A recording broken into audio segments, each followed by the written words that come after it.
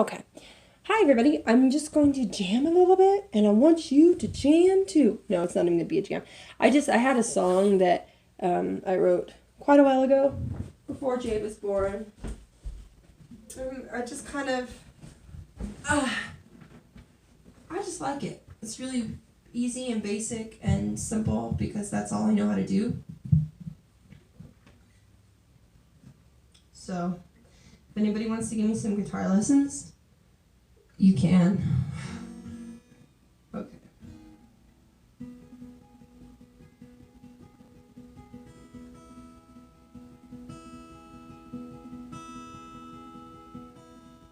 Packages. Everything's in packages. Accordingly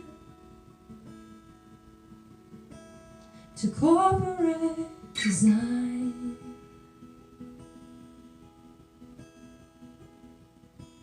These packages we buy to fill up what we lack inside.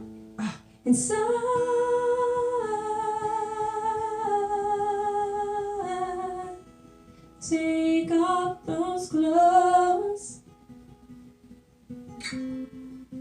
leave that car behind, take back that cosmetic surgery.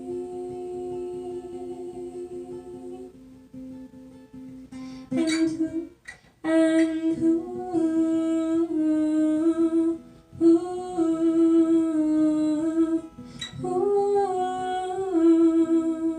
is there?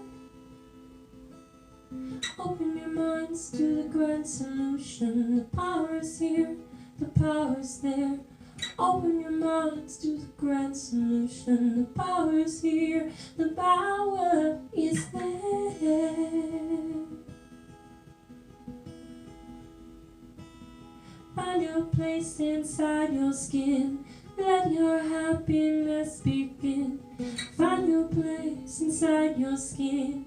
Let your happiness begin.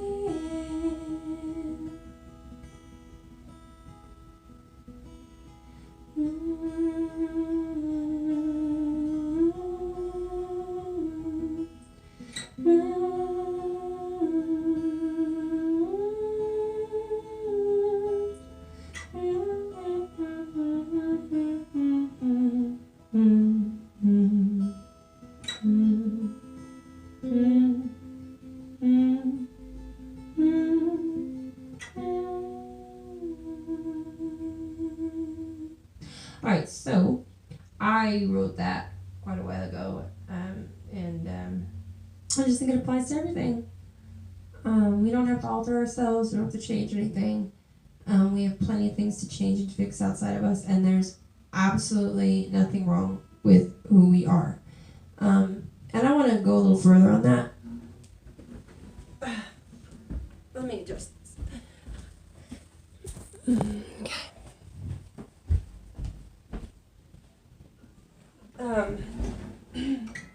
Who we are is not our, for me, who we are is not all physical, you know. And so we should accept ourselves, but who we are is inside and is also outside, and we should all be happy with who we are and not alter ourselves, and that goes in all aspects. Like, we should be happy and not alter ourselves by dieting and harming our body. We shouldn't. We should love ourselves by not overeating and being overweight. And I just want to talk briefly on this because there's this, it's been going on for a while now. This movement of big is beautiful, okay, and plus size modeling is, and obese models and whatnot, and they are pretty women. Their makeup's done. They have beautiful eyes and hair. And if someone is big like that, it's because they eaten foods that have caused them to gain that weight. And we know that excessive weight is unhealthy. And I feel like if you're 330 pounds and you're modeling and you're confident, that's great and that's fine. But if you're 330 pounds because you're eating animal products, then that's not okay. If you're 330 pounds because you are strictly plant-based and no other animal has to suffer and die, then so be it. And I would be really interested to see a obese vegan, and it is, like legit, it can happen. You can eat processed foods and breads and crackers, and like Oreo cookies are technically vegan. Oreos are technically vegan, okay? They're bad for our bodies. They're not something we want to eat because they're unhealthy. So I choose not to eat them. And I don't like the company Nabisco. So I think that if someone is 330 pounds, for instance, and they are not hurting any animals, then that's their choice to be in that weight. But I can say from being 183 pounds, the day I was married, I was 183 pounds, I was not comfortable. I'm amazed at how I hear these big women say they're so comfortable and there's no restrictions and they feel sexy and whatever. Because when I was 183 pounds, I had trouble keeping up with my husband. I was sweating a lot. My back was constantly hurting because of the extra weight. I had trouble with my clothes. I was constantly pulling my pants up, pulling my shirt down. Couldn't find bras that would fit. I had rolls on my back, like behind my arm here. I had a roll right there. And I did not like that. Not to get too graphic here, but intimacy with your husband, like the more weight you have, it's harder. Like seriously, bending over I'm not talking about the bedroom now, okay? But like bending over to touch your toes for exercise at 183 pounds, my stomach felt like this brick that restricted me from moving. Like doing crunches and sit-ups when I was that big, losing the weight through exercise, I felt like I wasn't even doing sit-ups because I could barely lift. Like I that big, 183 pounds and 5'6", I felt like the little kid on A Christmas Story when he has all his layers on. My arms just straight out, and I couldn't move. So I find it very hard to believe that a 330-pound person has a comfortable quality of life. Because quality of life is movement, and hitting the gym for a little bit of exercise to keep it kind of at bay while you're pushing your heart that hard with all that extra weight. I mean, it just does not make sense. Like, big is beautiful because you're that way, and it's beautiful because you're a person and you have a personality. But the fatness, the rolls, the health problems, the cholesterol, the degenerative bones and cartilage in the knees, and the damage that the weight does to the body is not sexy. Like, there is nothing sexy about that. And I've heard watch documentaries where larger women defending it, saying it's not a fetish. You want it on? But most of these big women too, or a lot of them, just like thin women too, but they'll post it on Instagram and eating things or wearing something tall. And that's the fetish, there's men out there feeding into that.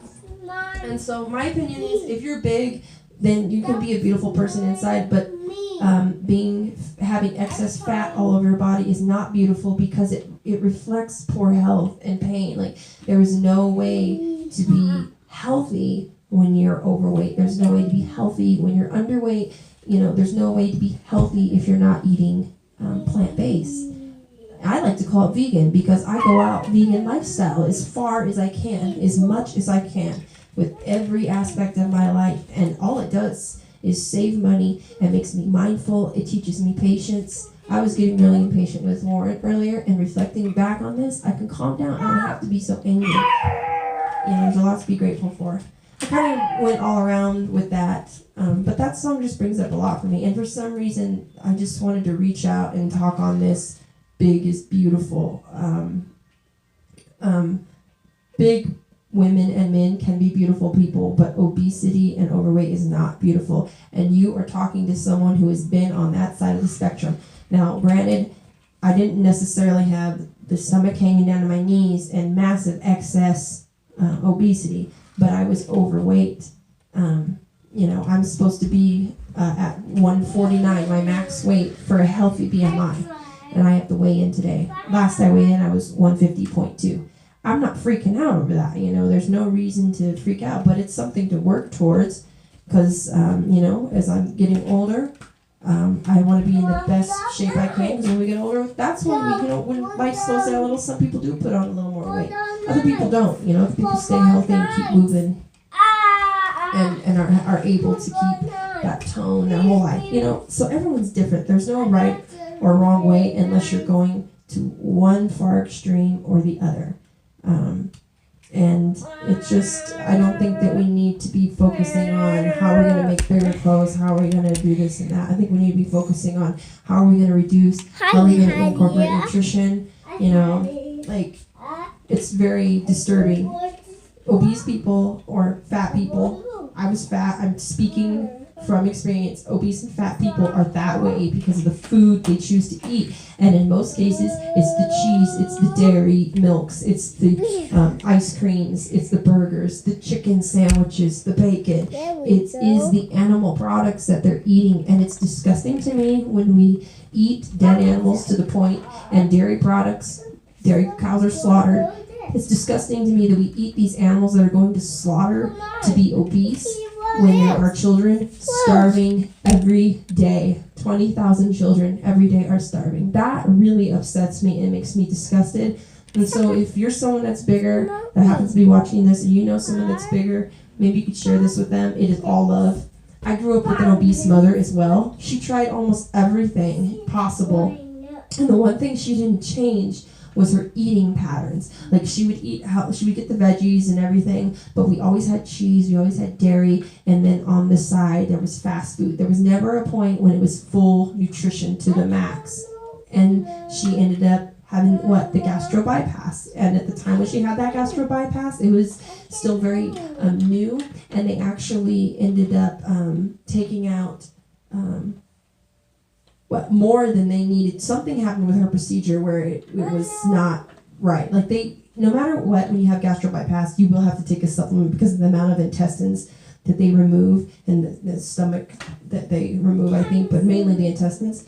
Something with my mom wasn't quite on point, and it was just on experimental almost. So hers didn't work out very great for her. It worked out, but not that great. And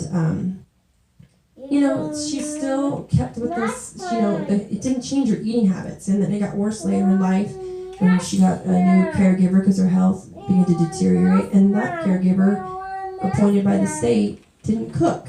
And her job was to prepare my mom's meals. So she was bringing drive-through. And my mom wanted drive-through and stuff like that. My mom believed till the end, when she died at age 68, that the protein was in the blood of animals.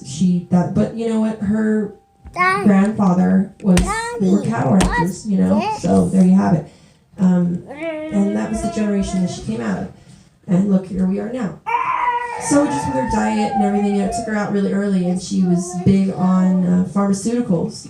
She took a lot of pain meds, and she took a lot of, she had to have her psychiatric meds and things like that. But I'm not trying to paint my mom as a terrible person here, but she did lose her weight. It started to come back later in life, little by little, because just eating habits catch up with you, and her stomach began to stretch back out. She never was as big as she was before. I think my mom peaked at 390 pounds. And, and she was never a heavy woman growing up. She even did some modeling and things like that. So she felt ashamed, and she hid it a lot. And one thing you'll notice about bigger women, too, is they usually don't like to do body shots because they, you feel insecure about that. They want to get their face, they want to have their hair done real good, makeup real good, or any woman that's insecure about her body, whether she thinks she's too thin or too big, or is too thin or is too big. Oh, what is that? I hope I don't come across. I hope I don't come across as judgmental. I love talking in the mic. I hope I don't come across as that's not a Spider-Man. That's a jacket. Just leave it there. It's just a jacket. Just leave it there and I'll get it in just a second. So my point being is if you know anybody who's suffering with obesity or the opposite, gaunt, extremely thin, reach out to them. Just be loving and honest. And this whole facade of I'm comfortable, I'm proud, maybe they really do feel like flaunting, because I will tell you, when you do get bigger, it's denial for me, and I think it is for them too. The denial. Oh, here, just pull it out. It's okay. That, I'm curvy, I'm voluptuous. Like, until I lost the weight and held up a pair of my jeans that I used to have to wear that was still tight on me, I had no idea how big I really was. Like, my perception was way off. So we have to be aware of that as people. Like, it hurts to look at the truth. And then when I started looking at the truth and seeing the fatness, I was so ashamed, because I'd made fun of fat people my whole life, almost my whole life. I was very judgmental, and I felt so embarrassed and insecure. And I would eat in secret. I would crave unhealthy things. I'd look at myself and be ashamed, or I'd lose a little weight and reward myself with a cupcake or something. Just that insanity that went on and on. So remember that we are who we are, but we have to strive to be the healthiest we can be.